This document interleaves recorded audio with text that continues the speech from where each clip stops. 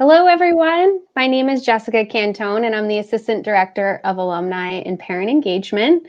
On behalf of Bryant and the Alumni and Parent Engagement Office, I want to welcome you all to our webinar today, which is titled Your Role in Creating a Culture of Belonging.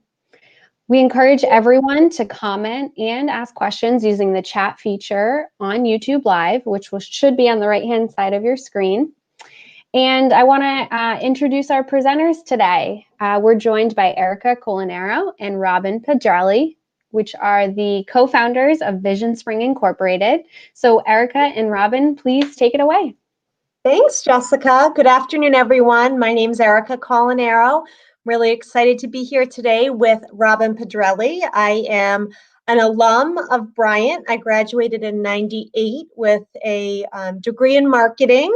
And when I entered the workforce, began my career in sales, where I spent a few years in sales and ended up working for a leadership development company where I was put on a project to sell corporate sponsorships for a diversity conference that they were hosting.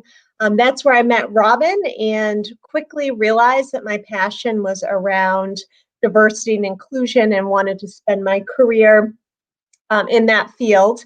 So Robin and I, we started our company Vision Spring 14 years ago. We are a women-owned, WeBank certified boutique diversity and inclusion consulting and training firm. We actually are pretty full service. We help our clients develop their diversity strategy, their 3 to 5 year roadmap. We also have a background in instructional design, so we develop both off-the-shelf and custom training that pre-COVID we were delivering mostly in-person classroom-based training. We have transitioned and now deliver that through virtual classrooms, much like we're doing today. We've also created a portfolio of e-learning modules where our clients can train their workforce in an efficient, cost-effective way. We have several 30-minute modules that can be hosted on their LMS. And then finally, we do a lot of work with diversity councils and employee resource groups. So really helping companies put together a strategy for how to launch councils and ERGs, as well as providing individual consulting to employee resource groups. Something we're most proud of is our Inclusion Learning Loop. It's a member-based learning community that we launched in 2013.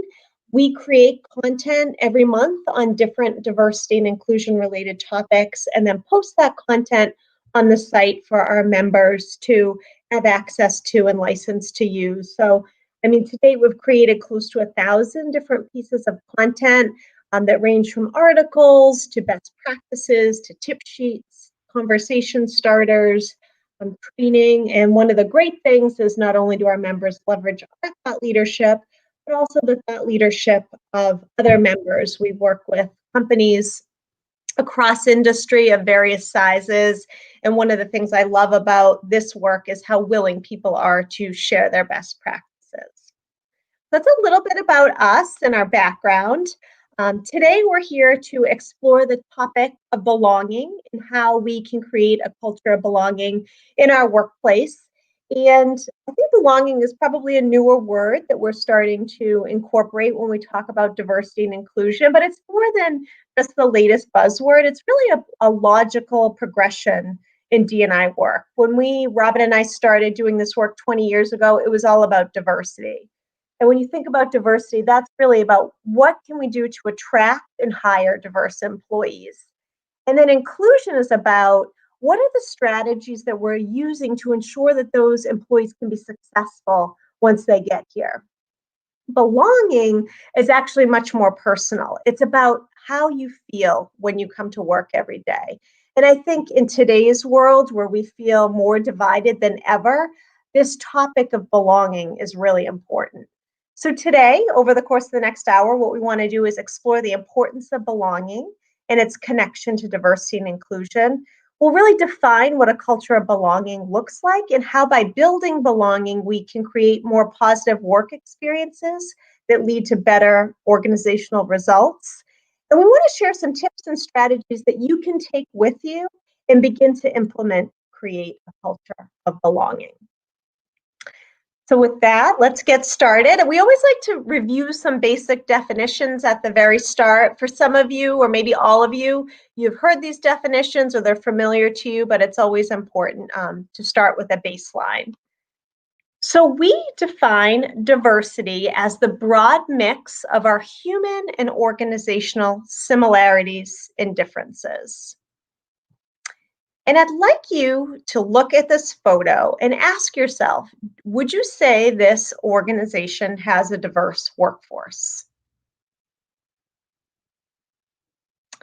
So I think this photo definitely suggests that there's workforce diversity in terms of race, age, gender, and ethnicity, but we can't evaluate all dimensions of diversity based on a photo alone because there's more to diversity than meets the eye.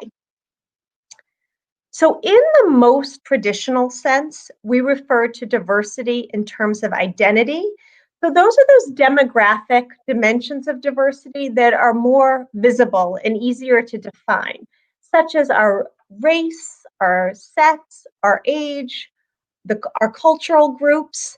But diversity also includes those less visible dimensions of identity relating to maybe our gender, our sexual orientation, our religion, whether or not we served in the military, and whether or not we have a disability. Diversity also embodies our cognitive difference. And that encompasses the perspectives and thinking that we gain through our life experiences. So perhaps where we grew up, what part of the world we grew up in, where we went to school, what industry we work in. It also is about our personality types and how we think. Are we introverted or extroverted? Those are all dimensions of diversity. And I think it's really important to note that we are all multidimensional. So every individual represents many of these identities. And oftentimes when we talk about diversity and inclusion, people immediately think race and gender. But remember our definition of diversity. It includes all of our similarities and differences and should include all of these dimensions when you're talking about diversity and inclusion and belonging in your own organizations. So let's take another look at this photo. Do you think this organization has an inclusive workforce? Maybe, right? We really can't determine whether a workforce is inclusive just by looking at a photo alone and looking for visible signs of diversity. So inclusion is about the intentional practice of actively engaging all individuals so that they feel welcomed, valued, respected, and encouraged as employees and can contribute their best work. Catalyst had done a study that found that inclusion happens when a person's need for both individuality and connection are met. So I'd like to share with you the principles of inclusion. So what does an inclusive organization look like? In an inclusive organization, everyone is treated fairly, equitably, and with respect. Similarity and difference are acknowledged and valued.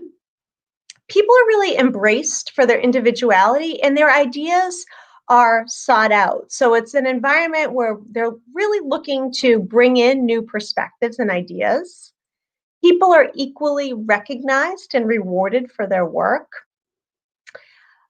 Decisions are made, I think this is really important, decisions are made based on facts, performance, criteria, and results versus kind of our gut feelings or our opinions or the personal relationships that we have with people.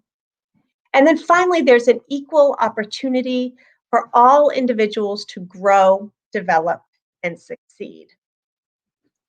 So let's talk about belonging. And here's an opportunity where we would like you to chat in your responses. What words come to mind when you hear the word belonging? What emotions are triggered by that word, belonging? And I'll give you a couple seconds to think about that. So I see some comments coming in around free to be myself, included. Yeah, absolutely. like I'm part of a team. Yeah, belonging is really much more personal. It's about how you feel when you come to work every day. And oftentimes people will say to us, well, what's the difference between inclusion and belonging? You can have an inclusive workplace where you have practices in place that help people feel included, but that doesn't necessarily meet the need for belonging. Belonging is our innate human need to be part of something larger than ourselves. It's that personal feeling of physiological safety and support driven by a sense of acknowledgement, acceptance, and connection. So it means that we can really be our authentic, imperfect, individual selves, but we're still welcomed and celebrated so that we can thrive in the workplace. So then a culture of belonging is defined as an environment where all individuals have the freedom to be their authentic selves and still connect with others while contributing to a common future. Many of you have probably heard this analogy coined by Verna Myers before. It says diversity is being invited to the party, inclusion is being asked to dance.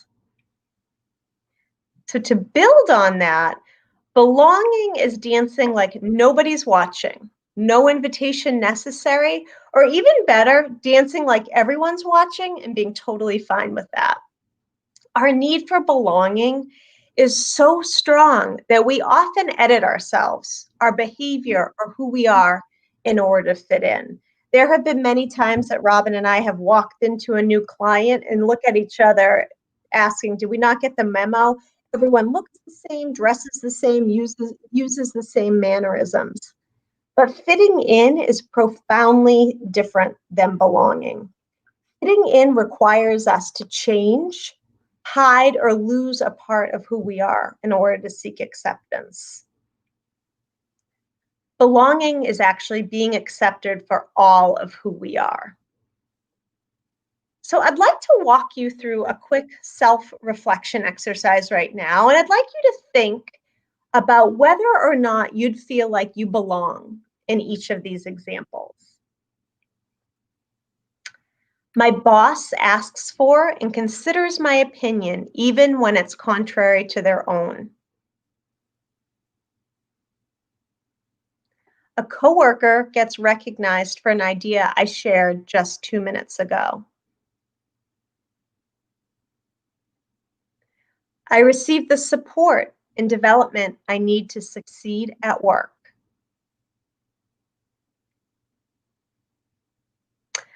I'm often the only Black person, woman, Muslim in the room. I'm left out of conversations. I have colleagues I trust and consider to be friends. I edit myself in meetings so I don't appear too loud or aggressive. I overhear coworkers making disparaging comments about a cause that's important to me. I feel like I'm part of a team working collaboratively toward a common goal. I'm constantly passed over for promotions while my peers seem to be rising effortlessly through the ranks. My family members and close friends wouldn't recognize me at work because I changed my hairstyle, my clothing, or even my attributes of my personality in order to fit in. I'm the only member of my team who's not part of Time Out Thursday's weekly Zoom social.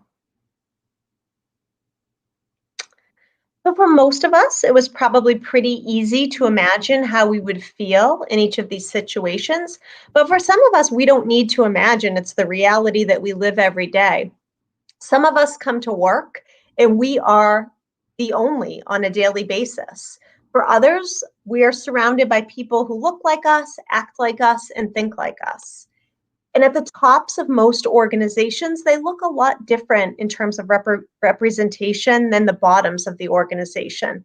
So for some of us, our path to rising to the top appears to be a lot easier than it is for others. Some of us need to work a lot harder in order to fit in or conform to some of those organizational norms. So again, I'd like to ask you to use the chat feature and like you to consider, how do you think this impacts our individual sense of belonging? If we have to change, hide a part of ourselves in order to feel like we belong, fit in, how does that impact our sense of belonging?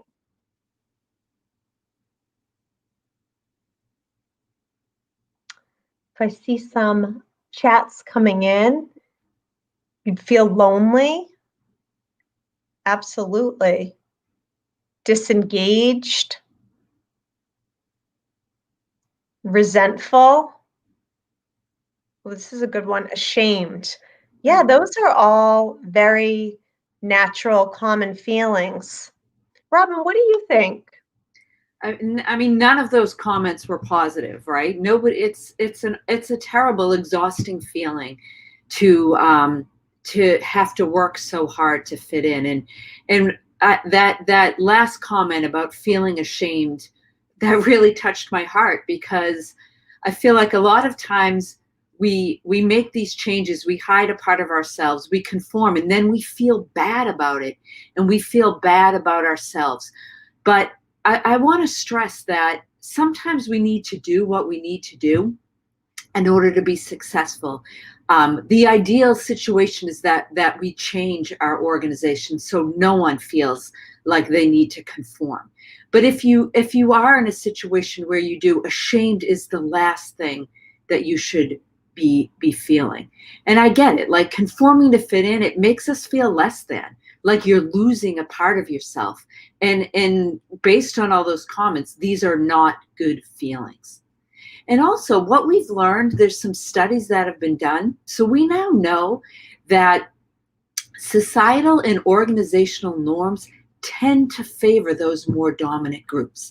So as Erica was saying, those of us that are part of the less dominant groups, we need to work a little harder to fit in. And actually, quite recently, the Center for Talent and Innovation, they performed a research study where they examined belonging scores across lines of race and gender. And what they found was that white men and white women had the highest belonging scores.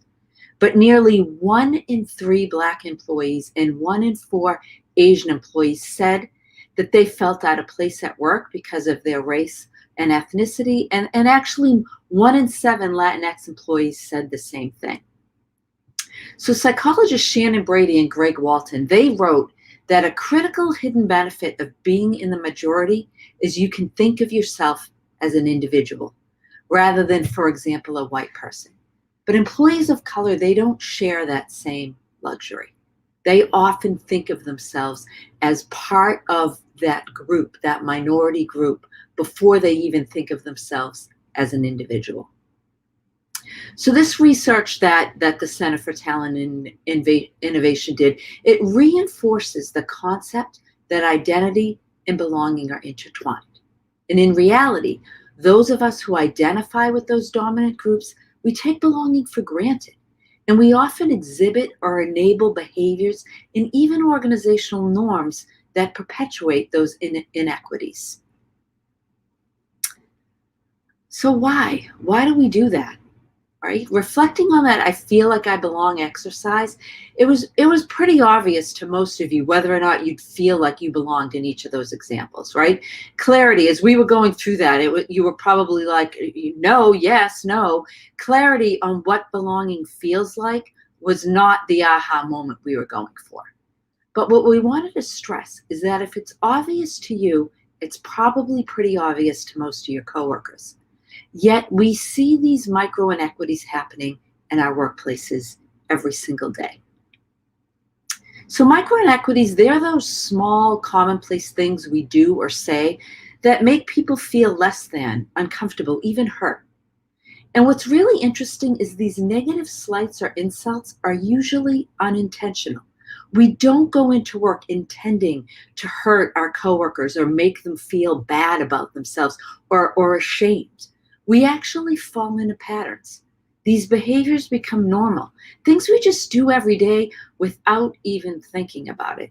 And because the impact of each of these incidents on their own appear minor or micro, they often go unnoticed. But the cumulative effect can be significant, and it can lead to frustration, damaged self-esteem, and even withdrawal from our work and our coworkers.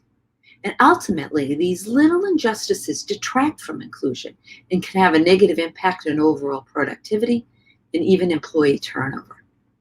So inclusion requires us to pay attention to that big picture, like our hiring and performance management policies and practices, right? Things that are the responsibility of our leaders and our HR team.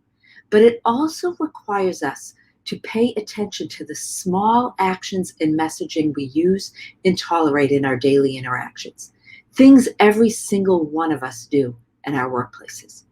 So we need to work at recognizing these behaviors and make a conscious effort to change these patterns. So LinkedIn, some of you may have heard of this study. About a couple years ago, 2 years ago now, they did a study called Inside the Mind of Today's Candidate. And what they did is they looked at what employees said they needed to feel like they belonged at work. And they actually developed a pretty concrete list. And before I reveal that list to you, I want to invite all of you again to chat us what you thought some of those top responses are. What did employees say they needed in order to feel like they belonged at work? What made them feel good, like they were part of a team in their organizations? So you can chat us your responses again.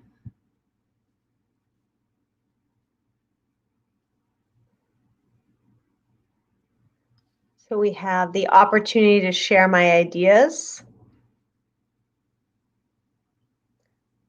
People on the team who looked and acted like me. Mm.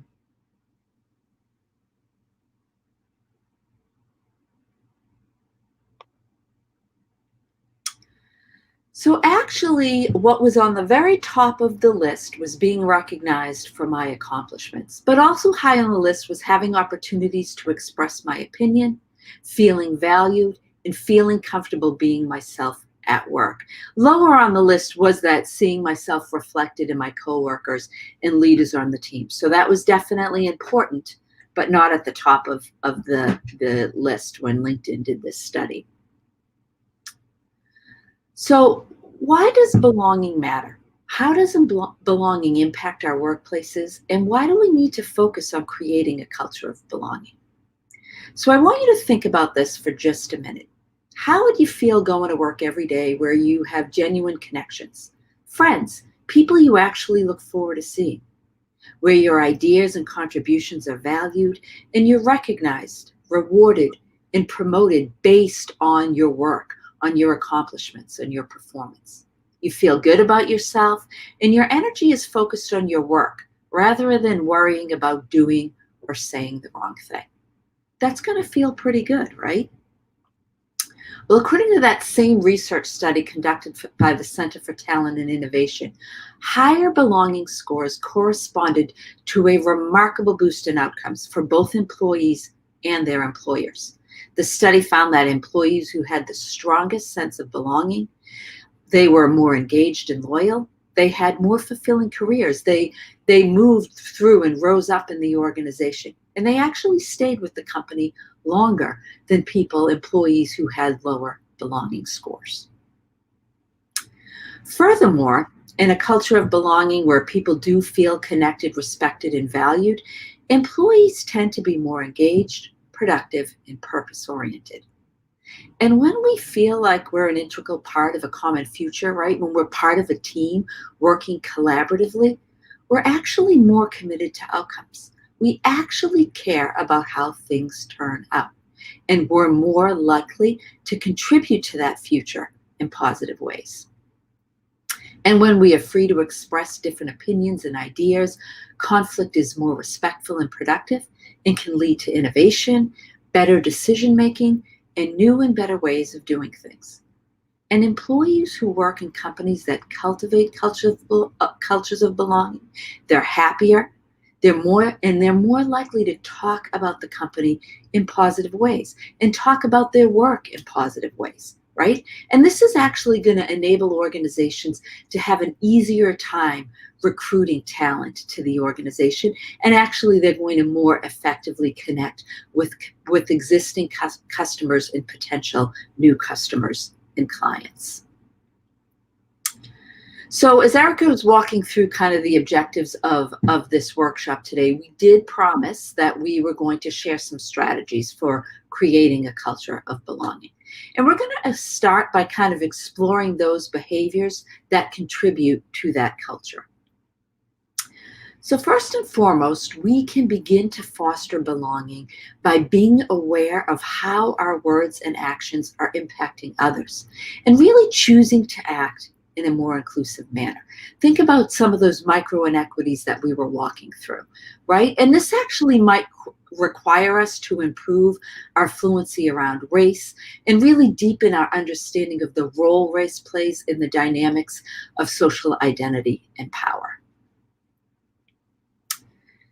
So we also need to think about cultivating workplaces where it's okay to be human at work, right? To put ourselves in someone else's shoes, to have real emotions and reactions to other people's experiences, right? Things that we've kind of been taught are kind of taboo, particularly in our workplaces. But if 2020 has taught us anything, it's that need for empathy and understanding. And certainly, this is looking like it's going to ring true at the start of 2021 as well. So as we all kind of attempted to navigate this new normal, right, our employers, they had to adjust their expectations around how we interact and engage at work, right? Some of us have been home with small children, trying to manage work while tending to the needs of our family and homeschooling our children. And we're still operating under the assumption that everything could change at a moment's notice, right? This is stressful. It requires flexibility. We need to know as employees that our employers are going to be flexible. They're going to understand our needs, and they're going to allow us to operate in a way that enables us to be successful while still doing what we need to do at home. Create open and honest two-way conversation where employees are comfortable sharing their feelings, they feel truly listened to, and they actually feel safe and supported, right? Our coworkers are coming to work with a range of emotions, including fear and anxiety, anger and frustration, and even guilt and confusion. So it's no longer realistic to expect our employees to leave those feelings behind when they start their workday. So we need to be willing and effective at having meaningful conversations, and we can do this by creating safe spaces where people can share their feelings while being open and respectful. And the goal of these conversations really should be to build understanding and to find common ground. That takes us to our next tip, which is to engage in difficult conversations, right? If the events of the last 2 weeks are any indicator, the world we live in is one increasingly focused on the things that divide us. And we seem to have very little tolerance for any opposing views, right? Many of us argue unproductively or completely avoid topics that make us uncomfortable. Our ability to have open, honest, and respectful dialogue across difference seems even more at risk than ever. So to create cultures of belonging, we need to invest the time and energy in this process. To lead a productive conversation, look at creating safe spaces where participants are comfortable sharing their feelings, right? We want to leave our judgments behind. We want to be open to what people have to say, open to perspectives that are different than our own. And while we do want to create those safe spaces, don't be afraid to take people out of their comfort zones. It's important to establish goals and set ground rules for the conversation at the beginning. And those ground rules should really focus on respect and kindness, being respectful and kind to one another. Establish and enforce organizational norms that promote a positive, inclusive environment. And we can do this by making sure everyone understands the value of diversity and by setting clear expectations around inclusion. It's important, particularly for leaders in the organization, that we set expectations of how we want our employees to engage and treat each other. And this next point is really important. Inappropriate, exclusionary, or discriminatory behavior should not be tolerated from anyone at any level in the organization. And this includes our senior-most leaders. A lot of the work we do with our clients are the diversity leaders in the organization or the HR practitioners. They come to us and they're like, sometimes it's even the CEO. They're doing something that's so inappropriate, but they feel like they can't really enforce the behavior coming from those senior leaders. And as difficult as this is, and we know it's not always going to be possible, it is important to try to enforce those expectations at all levels.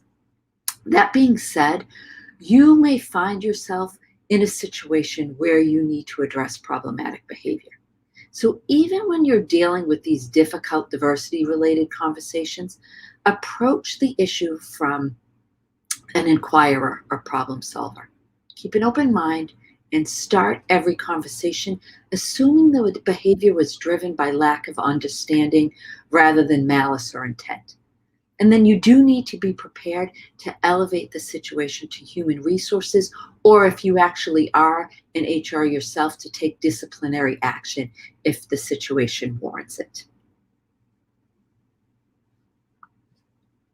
So we want to encourage our employees to bring their whole selves to work, right? That's what we talked about at the beginning, is the actual definition of belonging, right? So belonging happens when people feel truly accepted for all of who they are, and we need to make it okay for people to come to work and be themselves. So this doesn't mean we need to encourage employees to come to work and reveal every deep, dark secret, but it does mean that they feel comfortable being their true selves, their authentic selves, and they're not compelled to hide a part of themselves in order to fit in. And lastly, I want to talk a little bit about organizational norms, right? Those organizational norms or biases can actually influence individual experiences and can lead to disparity in those experiences.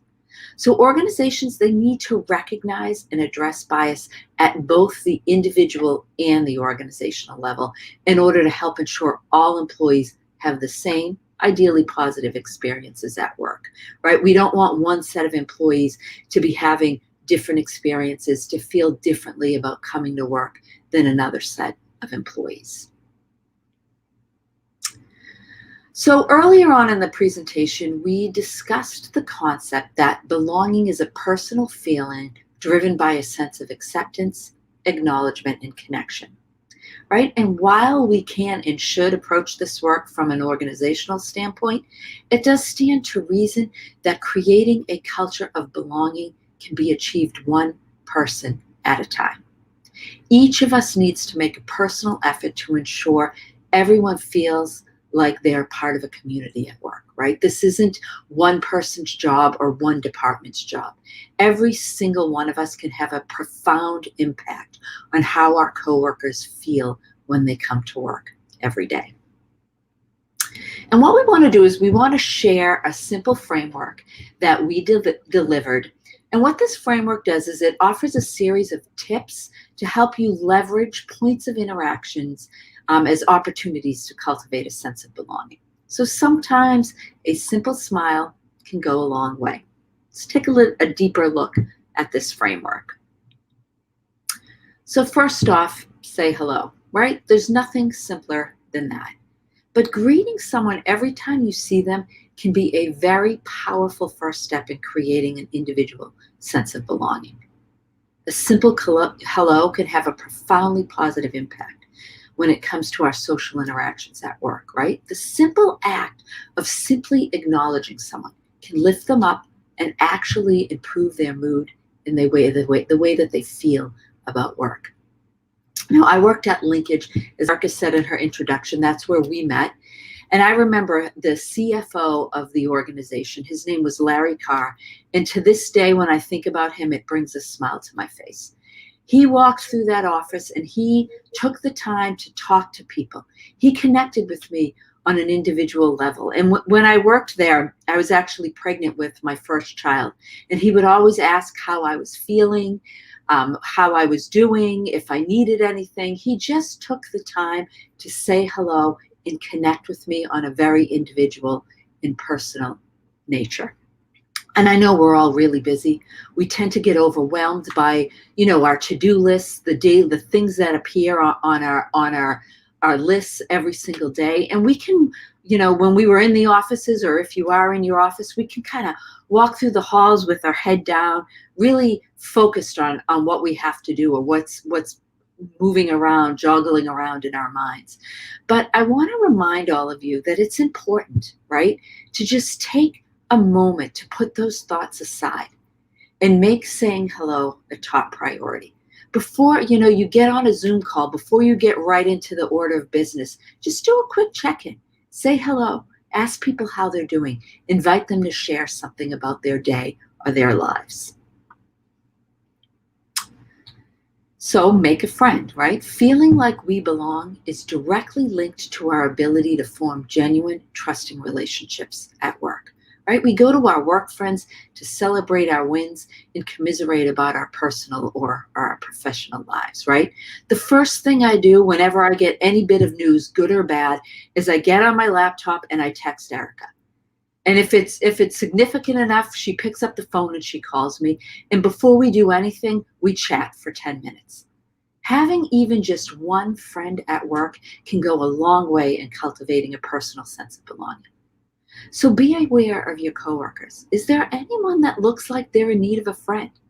Take the time to connect with that person in a genuine, present manner on a regular basis.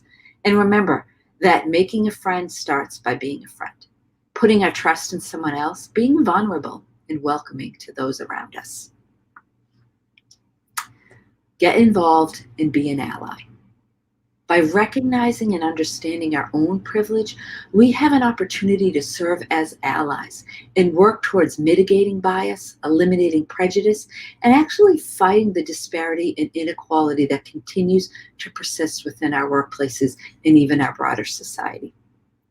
Allies can provide valuable support to individuals in marginalized groups who may not have the power, the status, or the voice to advocate for themselves or influence change, right? As we talked about a little bit earlier about that connection between belonging and identity, right? Those of us who belong to those dominant groups, we have more power to influence change. Society right now is set up that way. And that gives us an opportunity to be very powerful advocates for change.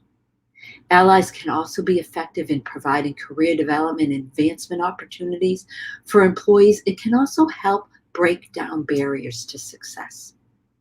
And you can also get involved by advocating for change and stepping up, calling out inappropriate or exclusionary behavior when you see it. Right? Supporting a coworker that you might witness who's in a situation where maybe they don't feel like they can really advocate for themselves, right? Calling others out when you see something that's happening that you know should not be happening. Listen and learn, right? Listening and understanding others is a crucial component of relationship building. So take a little extra time to connect with and learn about your coworkers and what makes them tick. Engage in some meaningful conversation. Ask about a project they're working on and if they need any help or advice. Or even better, ask for their input on a project of your own. Nothing makes people feel more like they belong than when they believe you value their opinion and their advice. And don't be afraid to get personal. Start small with questions like, how was your day or how was your weekend? And gradually build trust so you can learn more about that person as an individual and what they're thinking, feeling, or maybe needing at the time. And lastly, embrace. The ultimate goal is to create a welcoming environment that embraces people's individuality rather than expecting them to conform to organizational norms in order to fit in. So there you have it. Smile. Say hello. Make a friend by being a friend. Get involved by being an ally. Listen and learn by engaging in meaningful conversation. And embrace people for their individuality. And look for those points of interaction to really create those moments of belonging, right? Go through your day looking for how you can embrace someone, how you can help them feel more like they're part of a community at work. So that is the end of our presentation portion of this webinar today. But we'd really like to invite all of you to ask some questions, share any thoughts or any feedback you have. And again, you can use your chat functionality to do that now.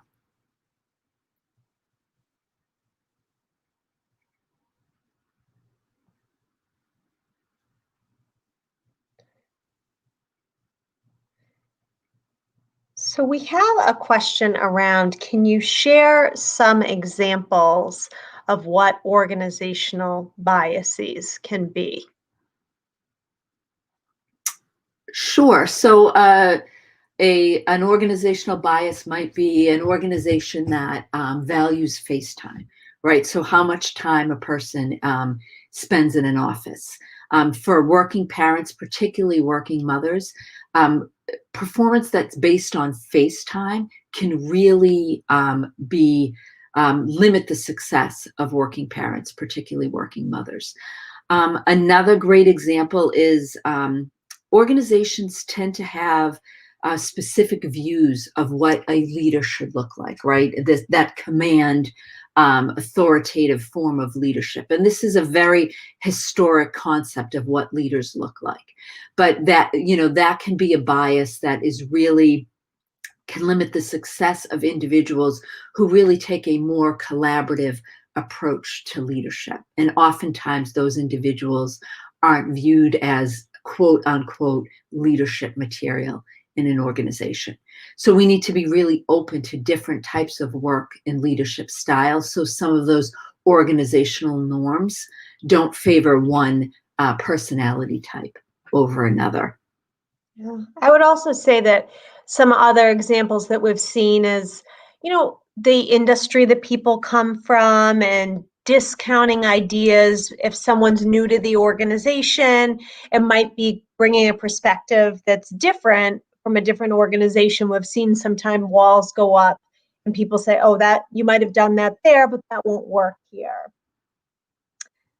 We have a couple other questions. Do you have any tips on creating an inclusive environment remotely, especially when onboarding a new employee or moving to a new team?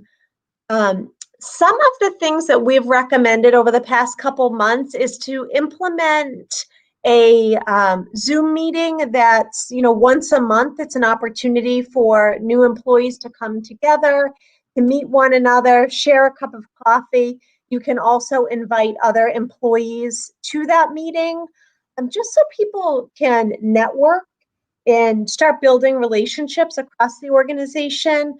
If there's an opportunity to assign someone almost a buddy or mentor at the beginning, that can be really nice to just for them to know there's someone that I can reach out to, even if I have a question might seem simple, like how do I access our employee benefits, or how do we log our time off? It's just nice to have that connection. And again, as Robin mentioned earlier, creating those opportunities at the beginning of your team meetings, allow that person to introduce themselves, maybe start doing some icebreakers at the beginning of a meeting where people can just share. You pose a question and people can kind of go around and share something about themselves, can really help create that inclusion. And also, I know like people are probably, they have Zoom fatigue and these kind of social Zoom meetings. People aren't as into them as they were, maybe back in April or May of last year. But even one of the things that came out of that same Center for Talent and Innovation study was that opportunities for social interactions, celebrations was a big thing that employees indicated as created that sense of belonging. So even looking for things like maybe Trivia Tuesdays, where people don't have to necessarily get on a Zoom meeting, but looking for other ways to infuse fun into the workplace experience, and creatively thinking about how we can use technology to do that in ways that aren't just focused on a traditional Zoom meeting, where that fatigue is something that employees have expressed. And we have had some clients do those trivia games, which really did have kind of a positive impact. So things like that can be a fun way to just give employees the opportunity to, socialize in a less formal way. We have another question. I work in the construction industry. Any suggestions for how to build a culture of belonging with folks who are pretty resistant? I would say if we think about back to one of the very first concepts we discussed around the definition of diversity and the dimensions of diversity, oftentimes people put a wall up. They think this doesn't include me. It's not about me. This is about gender or race. It's really important to spend some time on that awareness building piece and helping people understand that we all bring different dimensions of diversity to the table, and diversity and inclusion is about all of us. And start there. That can be really helpful. And really just looking for small opportunities for employee to deepen the understanding of how coworkers feel, right? I really do believe that most of us do not want to hurt the feelings of the people that we work with. That a lot of times I think people really aren't even aware of the tremendous impact that their words and actions are having. If we give people the opportunity to really empathize, to understand one-on-one, face-to-face, how their coworkers are feeling, how their actions or their words might be impacting others, it really can really change people's hearts and minds when we make it personal. Robin, we have another question. Do you have suggestions on how to deal with managers that don't buy into company values? Behavior is often overlooked because their skills are valued over everything else. I would say I would start with some coaching, some training, and really try to coach that person and to change their behavior. At some point, the organization needs to decide, the leaders in the organization, what's important. Are they going to sacrifice creating a culture that is healthy for everyone for the skill that this particular person brings to the table? And it really is about prioritizing what's important. And I think more and more organizations, particularly in light of what's been happening this last year, are starting to realize that creating environments where employees feel safe, they feel valued, they feel respected is a number one priority. And if we can't bring these managers and these leaders along through coaching and training, then we need to be willing to let them go. Our first order of business should be to try to change, to educate, to change their behavior.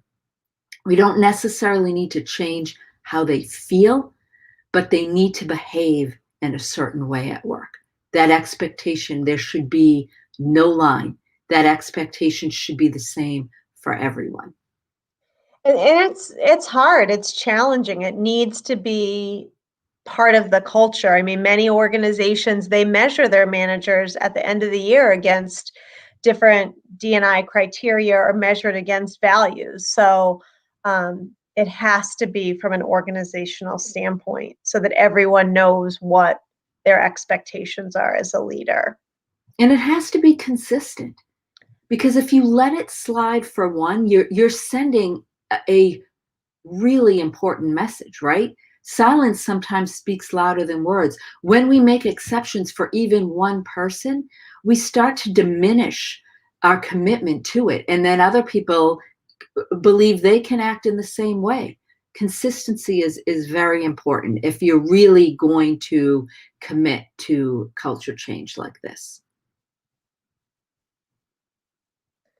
Great. I think we addressed all of the questions. Thanks. A lot of really great questions today.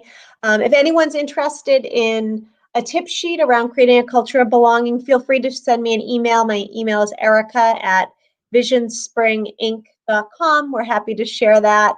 It was so nice to see so many of my college friends and fellow rugby players on today's webinar. Thank you for supporting us, and thank you all for attending today. If anyone has any other questions that come up that you think of, feel free to reach out, and we're happy to continue the conversation. And thank you, Jess, and to Bryant for having us today. Have a great rest of the day, everyone. Thanks, everyone. Bye-bye.